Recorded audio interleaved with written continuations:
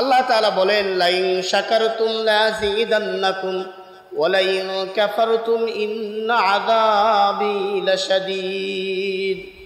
যদি কোনো ব্যক্তি আল্লাহ তাআলার নিয়ামত পাওয়ার পরে এই নিয়ামতের কৃতজ্ঞতা আদায় করে, শুকরিয়া আদায় করে, তাহলে আল্লাহ তাআলা বলেন লাযীদান্নাকুম, আমি আল্লাহ তাআলা তার নিয়ামত বৃদ্ধি করে দিব। বলি সুবহানাল্লাহ। ওয়া লাইন কাফারতুম, আর যদি কেউ অস্বীকার করে, এটা কোনো ব্যাপার হইল, হ্যাঁ, এরকম যদি টেন্ডেন্সি, এরকম যদি অনুভূতি কারোর মধ্যে জাগ্রত হয়, আল্লাহ তাআলা বলেন ইন্না আযাবি লাশাদীদ, তোমরা জেনে রেখো আমার আযাব অত্যন্ত কঠিন। শুধু কঠিনই নয়, দুনিয়ার জমিনে আল্লাহ তাআলা তার কাছ থেকে নিয়ামতগুলো একটার পর একটা কি নিবে, ছিনিয়ে নিয়ে নেবে। আমি আজ সুস্থ আছি, কালকে অসুস্থ হয়ে যেতে পারি, কি বলেন? হ্যাঁ, এই সুস্থতা থাকাটাও কিন্তু আল্লাহ তাআলার একটা কি নিয়ামত। সবচেয়ে বড় নিয়ামত হচ্ছে সুস্থ থাকা। সম্মানিত হাজিরিন, আমি আপনাদের খেদমতে সূরা আল হজ এর 37 নম্বর আয়াত তেলাওয়াত করেছি। আল্লাহ তাআলা তৌফিক দিলে ইনশাআল্লাহ এই বিষয়ে আলোচনা করার চেষ্টা করব। সম্মানিত হাজিরিন, ঈদের নামাজের পরে আমাদের প্রধান যে কাজ, ঈদের নামাজের পরে প্রধান যে কাজ, সেটি হচ্ছে চতুষ্পদ জন্তুকে আল্লাহ তাআলার রাহে কোরবানি করে দেওয়া। আজকের এই দিনে তাম বাংলাদেশে অগণিত পশু, অগণিত চতুষ্পদ জন্তু কি হবে, কোরবানি হয়ে যাবে আল্লাহ তাআলার রেজামন্দির জন্য। কিন্তু এই পশুকে কোরবানি দিয়েই কিন্তু ক্ষান্ত হওয়া যাবে না। এই পশুর সঙ্গে সঙ্গে আমাদের হৃদয়ে যে পশু রয়েছে, আমাদের মানুষের ভিতরে যে পশুত্ব রয়েছে, এই পশুত্বকেও কি করতে হবে, কোরবানি করে দিতে হবে। প্রশ্ন করতে পারেন যে হুজুর, পশুত্ব মানুষের মধ্যে কেমন করে থাকে? আমরা কি গরু ছাগল? আমরা কি অন্যান্য প্রাণীর মতো? আমরা তো না। তো আমাদের মধ্যে পশুত্বের কিছু কি আছে, স্বভাব, চারিত্রিক বৈশিষ্ট্য আমাদের মধ্যে লক্ষ্য করা যায়। আমরা দেখি দুনিয়ার জমিনে আমাদের মধ্যে অপরের সম্পদ হরণ করার অভ্যাস আছে না নাই বলেন তো? হ্যাঁ, আমাদের মধ্যে তো আছে। অপরের সম্পদ নিজের নিয়ে, নিজের আয়ত্ত করে নিয়ে চলার একটা কি আছে, অভ্যাস আছে। এই স্বভাবটা কিন্তু চতুষ্পদ জন্তুর মধ্যেও লক্ষ্য করা যায়, যায় না? আমরা দেখি যে চতুষ্পদ জন্তু, এটি কার খাবার, এটি তার মালিকের খাবার নাকি এটি অন্য কারো খাবার, এটি খাওয়া যাবে কি যাবে না, এই বাস বিচারটা কোনোদিন চতুষ্পদ জন্তু করছে বলেন তো? কোনোদিন করে? কোনোদিন যে করে না। আপনি আপনার নিজের চতুষ্পদ জন্তুকে নিজের খামারের, নিজের ক্ষেতের মধ্যে লাগাইয়া দিবেন, ও সাবার করে দিবে। অন্য একজনের ক্ষেতে লাগাইয়া দিবেন, ও সাবার করে দিবে। যদি কোনো রকম দড়ি দিয়ে ছুটতে পারে, তাহলে ও কি করতে পারে, আপনার নিজেরও ক্ষেত খাইতে পারে, অন্যের ক্ষেতও খাইতে পারে। আল্লাহ রাব্বুল আলামিন মানুষগুলোকে আকল দিয়েছেন, জ্ঞান দিয়েছে, কোনটা অপরের, কোনটা নিজের, কোনটা হালাল, কোনটা হারাম, কোনটা বৈধ, কোনটা অবৈধ, এই জ্ঞান শক্তি আল্লাহ তাআলা মানুষকে দিয়েছেন। দেওয়ার পরেও কিছু মানুষ যা নিজের নয় তা নিজের আয়ত্ত করার চেষ্টা করে। কিছু মানুষ যা নিজের কখনোই ছিল না কিন্তু নিজের বলে দাবি করে। আছে না? আছে না নেই? আজকের এই দিনে ওই চতুষ্পদ জন্তুর সঙ্গে সঙ্গে আমার ভিতরে আমি যে চতুষ্পদ জন্তুটাকে লালন করি, এই জন্তুটাকেও কোরবানি করে দিতে হবে, ঠিক কিনা বলেন? সম্মানিত হাজিরিন, এই জন্য আল্লাহ তাআলা বলেন কোরআন আল কারীমের মধ্যে বলতেছেন, লা ইয়ানালাল্লাহু লুহুমুহা ওয়ালা দিমাউহা ওয়ালাকিন ইয়ানালুহুত তাকওয়া মিনকুম। আল্লাহ তাআলা মানুষের মাঝে দেখতে চান যে কার মধ্যে তাকওয়া রয়েছে। আল্লাহ তাআলা মানুষের তাকওয়াটা নেবেন। কি নেবেন বলেন তো? আল্লাহ তাআলা কি নেবেন? তাকওয়াটা নেবেন। অর্থাৎ আমার সম্পদ কতটুকু আছে, এই সম্পদ অনুযায়ী আমি আমার সঠিক ব্যবহার করতেছি কি করতেছি না, এটাই আল্লাহ তাআলা নেবেন। একমাত্র আল্লাহ তাআলাকে রাজি খুশি করার জন্য আমি আমার কোরবানি দিচ্ছি, নাকি অন্য কোনো উদ্দেশ্যকে সামনে রেখে লোকবলকে দেখানোর জন্য, কিংবা মান সম্মানের ভয়ে, কিংবা বেইজ্জত হয়ে যাওয়ার ভয়ে, এই চিন্তা ভাবনা করে আমি কোরবানি দিচ্ছি কি দিচ্ছি না, এই বিষয়গুলো আল্লাহ রাব্বুল আলামিন লক্ষ্য করবেন।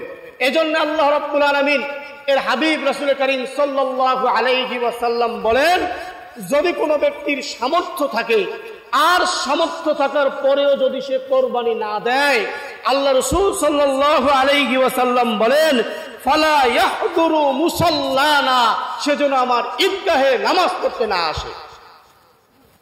সামর্থ্য থাকার পরেও যারা কোরবানি দিচ্ছে না, আল্লাহ রাব্বুল আলামিনের হাবিব বলেন, সেজন্য আমার ঈদগাহ মাঠে সালাত আদায় করার জন্য না আসে। এটা কার কথা বলেন? কার কথা?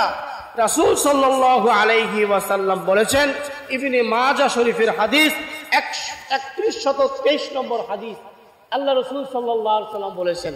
সুতরাং আমার সম্পদ কতটুকু আছে আমি জানি, আপনার সম্পদ কতটুকু আছে আপনিই জানেন, ঘরওয়ালাই জানে ঘরের খবর, ঠিক কিনা বলেন? হ্যাঁ, আপনার ঘরের খবর আমি দিতে পারবো না, আমার ঘরের খবর আপনি দিতে পারবেন না, আরেকজনের ঘরের খবর আরেকজন দিতে পারে না, বন্ধুর ঘরের খবর বন্ধু দিতে পারে না, স্বামীর খবর স্ত্রী দিতে পারে না, স্ত্রীর খবরও স্বামী দিতে পারে না। তাকওয়াটা হইতেছে হৃদয়ের মধ্যে। তাকওয়া কিসের মধ্যে বলেন? হৃদয়ের মধ্যে। আল্লাহ তাআলার ভয়, কখন কি আদেশ কখন কি নিষেধ, এই বিষয়গুলোকে পুঙ্খানুপুঙ্খানুভাবে পালন করার নামেই হচ্ছে কি তাকওয়া। সুতরাং এই তাকওয়াটাকে আমরা সর্বাত্মক প্রচেষ্টা করব, যাতে করে আল্লাহ রাব্বুল আলামিন এর রেজামন্দি আমরা যেন অর্জন করতে পারি, যাতে আল্লাহ তাআলা রাজি এবং খুশি আমাদের কাছে আমাদের উপরে হয়ে যান। আল্লাহ তাআলা যে পুরস্কার আমাদের জন্য ঘোষণা করেছেন, সেই পুরস্কার যেন আল্লাহ রাব্বুল আলামিন আমাদেরকে দান করেন। আল্লাহ রাসূল সাল্লাল্লাহু আলাইহি ওয়াসাল্লাম বলেন যে কোরবানির পশু যারা কোরবানি দিবেন, এই কোরবানির লোম যতগুলো রয়েছে, পশম যতগুলো রয়েছে, চুল যতগুলো রয়েছে, সমস্ত চুলের বিনিময়ে আল্লাহ রাব্বুল আলামিন এক একটা চুলের বিনিময়ে একটা করে নেকি দান করবেন। বলি সুবহানাল্লাহি ওয়া বিহামদিহি। আল্লাহ রাসূলকে প্রশ্ন করা হলো, ইয়া রাসূলুল্লাহ, আমরা যদি ভেড়া কোরবানি দেই কিংবা দুম্বা কোরবানি দেই, ভেড়া আর দুম্বার মধ্যে কিন্তু লোম বেশি, লোম এত বেশি এবং এত চিকন, যার কারণে তাদের লোমগুলো জট বেঁধে যায়। আল্লাহ রাসূল সাল্লাল্লাহু আলাইহি ওয়াসাল্লাম বলেন, ভেড়া এবং দুম্বাও যদি তোমরা কোরবানি দাও, তারপরেও আল্লাহ রাব্বুল আলামিন প্রত্যেকটা লোমের বিনিময়ে এক একটা করে নেকি তোমাদের আমল নামায় যুক্ত করে দিবেন। বলি সুবহানাল্লাহ। আর এই নেকি পাওয়ার জন্য আমাদেরকে সর্বাত্মক যে জিনিসটি লাগবে, সেটি হচ্ছে আমাদের তাকওয়াটা লাগবে। আমাদের কি লাগবে ভাই? তাকওয়া লাগবে। আল্লাহ রাসূল সাল্লাল্লাহু আলাইহি ওয়াসাল্লাম বলেন, আখলিস দীনাকা ওয়া ইয়াকফিকাল আমালুল কলিল। যে দ্বীনের মধ্যে খুলুসিয়াত, এই দ্বীনের মধ্যে আমলের মধ্যে যদি মানুষের খুলুসিয়াত থাকে, সেই আমলটি হোক না অল্প, আল্লাহ রাব্বুল আলামিন বলে, আল্লাহ রাব্বুল আলামিনের হাবিব বলেন, ওয়া ইয়াকফিকাল আমালুল কলিল, এই অল্প আমলেই তার নাজাতের জন্য যথেষ্ট হয়ে যাবে। সুবহানাল্লাহ। আপনি আমি হোক না কেন, আপনি আমি একটা বকরি কুরবানি দিয়েছি, কিন্তু এটার মধ্যে খুলুসিয়াত কতটুকু, এটার মধ্যে তাকওয়া কতটুকু, আমার সামর্থ্যের মধ্যে দিলাম নাকি আমার সামর্থ্য আরো বেশি ছিল কিন্তু আমি কম দিয়েছি? আছে না? সামর্থ্য অনেক আছে, কিন্তু সে বলতেছে কোরবানি দেওয়ার কথা, সাতটাতে একটা নাম দিলেই তো হয়, কিন্তু ও বেচারার একটা গরু কোরবানি দেওয়ার মতো সামর্থ্য আছে, কিন্তু দেয় না। আছে না? দেয় না। আল্লাহ তাআলা ওইটা দেখবেন। আল্লাহ রাব্বুল আলামিন বান্দার যেটি দেখবেন, যে আল্লাহ তাআলার কাছ থেকে যখন আদেশ শুনলেন, সামি'না ওয়া আতা'না, অর্থাৎ শুনলাম এবং আতা'না অনুসরণ করলাম, এই নিয়ম নীতিটা, এই টেন্ডেন্সিটা, এই অনুভূতিটা বান্দার মধ্যে আছে কি না? বান্দা শুনলো, শোনার পরে এক কান দিয়ে শুনলো, আরেক কান দিয়ে বের করে দিল, এই মনোভাব নিয়ে থাকলে কিন্তু হবে না। আমাদের মাঝে দেখা যায় যে তাবলীগের জামাত আমাদের কাছে দাওয়াত নিয়ে যায়, নামাজের দাওয়াত নিয়ে যায়, আরো অনেক কথা আমাদেরকে বিভিন্ন মানুষ বলে যে ভাই এই পথে চলা যাবে না, এই পথ অতিক্রম করা যাবে না, এই পথ বদলাইয়া দেন, অন্য কোনো পথে চলেন। এই কথাগুলো আমরা কি করি, একদিকে শুনি আর আরেকদিকে কি করে দেই, বের করে দেই। আমরা মনে করি যে এখনো তো সময় আছে, গায়ের চামড়া তো এখনো ঢিল হয় নাই, শরীরের মাথার চুল তো এখনো পেকে যায় নাই, সুতরাং এখনো তো অনেক সময় আছে, একটু সময় নেই, হুজুর তো বলবেই, অনুক তো বলবেই, ওই পথে চলে, এই জন্যই কথাগুলো বলে, তো আমাদেরকে আরো সময় আছে, একটু সময় নেই। এই চিন্তা ভাবনা আমাদের অনেকের আছে না নাই বলেন তো ভাই, আছে না? এই চিন্তা ভাবনা আমাদের অনেকের আছে।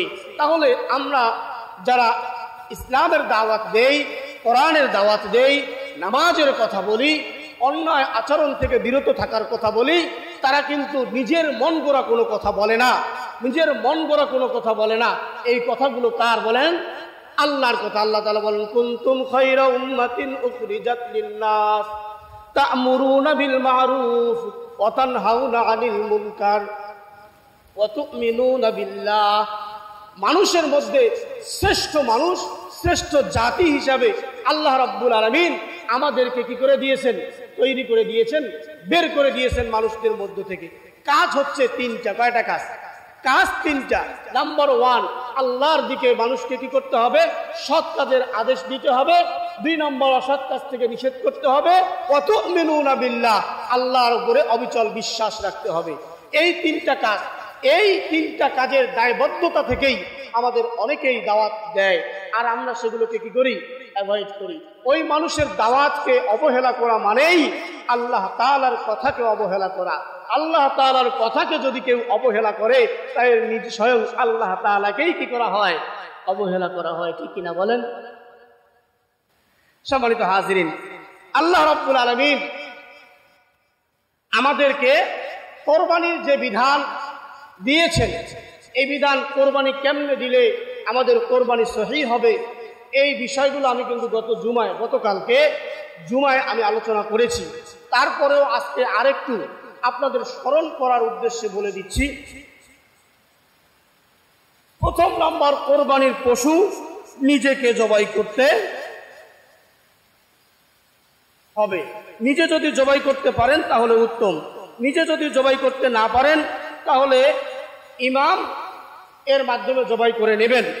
যদি ইমামের মাধ্যমে কিংবা অন্য কোনো ব্যক্তির দ্বারা কোরবানির পশু জবাই করে নেন, তাহলে কোরবানির পশু জবাই করার কারণে ইমাম বা যার মাধ্যমেই জবাই করে নেবেন তাকে অবশ্যই নগদ অর্থ দিয়ে হাদিয়া প্রদান করবেন। আর কোরবানির পশুর গোশত ইমাম এবং মুয়াজ্জিনকে কেন দিবেন, এটি আমি গত জুমায় আলোচনা করেছি গতকালকে, আর দ্বিতীয়বার রিপিট করতে চাচ্ছি না। 2 নম্বর, জবাইকারীকে হাদিয়া পারিশ্রমিক দিতে হবে। 3 নম্বর, নিয়াত থেকে সহিহ হতে হবে। নিয়াত হতে হবে শুধুমাত্র রিদা আল্লাহ, আল্লাহ তাআলার রাজি এবং খুশির জন্য, অন্য কোনো উদ্দেশ্য নয়। 3 নম্বর, একাধিক শরীক যদি হয় তাহলে প্রত্যেকের নিয়াতটা একটা হতে হবে, সেটা হবে রাদিয়াল্লাহু তাআলা আনহু, আল্লাহ তাআলার রাজি এবং খুশির জন্য, অন্য কারো জন্য নয়।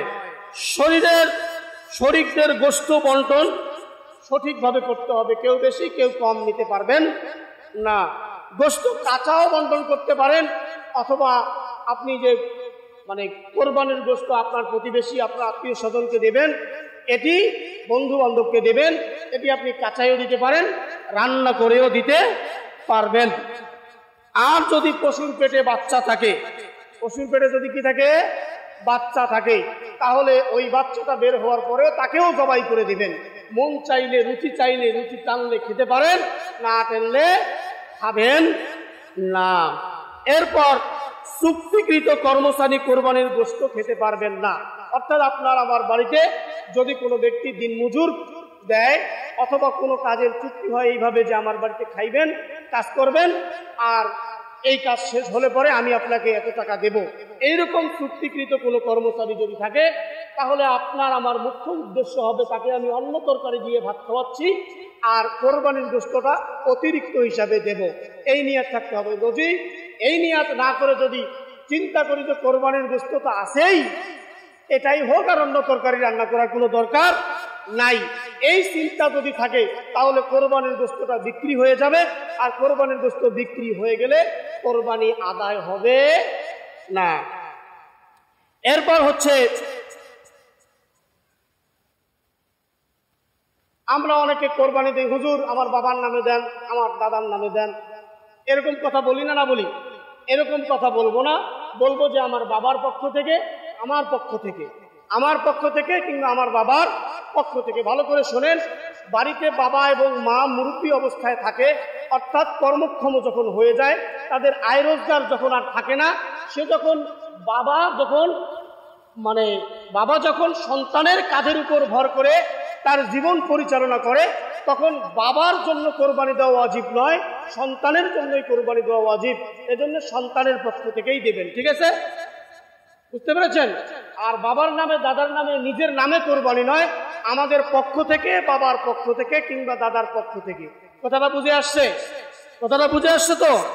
এরপর হইতেছে কোরবানির গোশত আপনি আমি কোনো পরিমাপক যন্ত্র দিয়ে না মেপে একটি আইডিয়া করে আমরা কোরবানির গোশত ভাগ করব, যাতে করে এইটা অনুমান না হয় যে আমার কোরবানির গোশতের কেজি কত পড়লো। এই অনুভূতিটা যাতে না আসে, তাহলে কিন্তু কোরবানির মধ্যে সমস্যা এসে যাবে। তখন অনেকেই বলবে যে তুই গরুটা কিনে তোমাদের গরুটা তোমরা লাভ করছো, আর আমাদের গরুটাতে আমরা ক্ষতি করছি। আমাদের গরুতে গোশতের কেজি পড়ছে 800, তোমাদের গরুতে গোশতের কেজি পড়ছে 500। এরকম বলি না? না বলি? হ্যাঁ, এরকম যাতে বলতে না পারি, এজন্য কোরবানির গোশত কখনো পরিমাপ করব না।